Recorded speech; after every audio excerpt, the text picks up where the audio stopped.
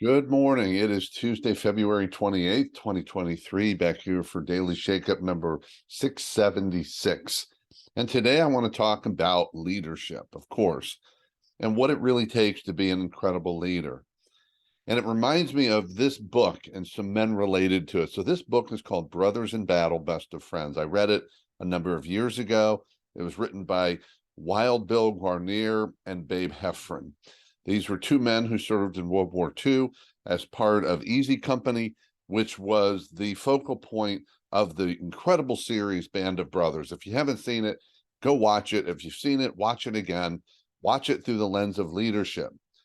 And that entire concept, the book Band of Brothers and the series, were based primarily around the leader of that unit, a gentleman by the name of Dick Winters, who became a major. So Major Dick Winters, an incredible leader, just incredible. And there's so many examples of incredible translatable leadership in the series and in the books. Well, Babe and Wild Bill and Babe were friends. After the war, they had grown up near each other. So this book is about friendship and the battle. But what I really want to focus on is a number of years ago, both Bill and Babe have now passed, obviously, but I got to see them at a book signing. I went out of my way to meet them, and there were a lot of questions asked, but the question I asked was, tell us about Major Dick Winters. And they got very serious. They were both funny guys. They got really serious. And here's what Bill Guarnere said.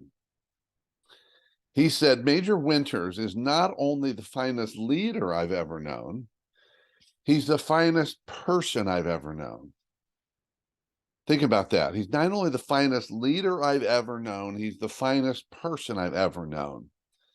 And I got to tell you, in that moment and moving forward, I become more and more convinced that except for rare situations, and I'll talk about one example, being a fine person, not just a good person, because that's not the same as fine, not just the nice guy, not just the good guy, but a truly fine person of values and character do indeed make the finest leaders. And that's why I often talk about working on myself first if I want to work on my leadership. Work on yourself first. How are you showing up as a human being? How are you showing up with team members, whatever that team is, whether it's work or play or family or friends? Are you working to be the finest person you can be and thereby be the finest leader you can be? The example I was thinking about, and this relates to the presidency, was Jimmy Carter.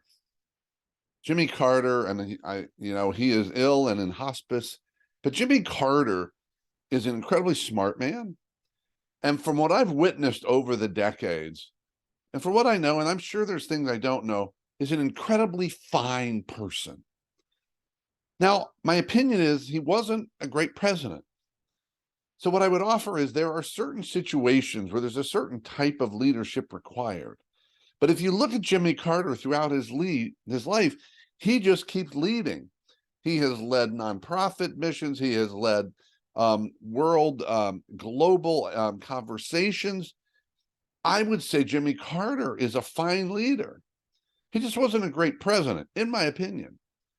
But I would say from what I know, he's a fine person. So Bill Guarnere, Wild Bill Guarnere, said that Major Dick Winters was the finest leader he'd ever known and the finest person he'd ever known. And I'm suggesting to you, what if it's not a matter of being both? But in fact, when you are that fine person, that makes you the influential, impactful, trust-building leader that people are looking for.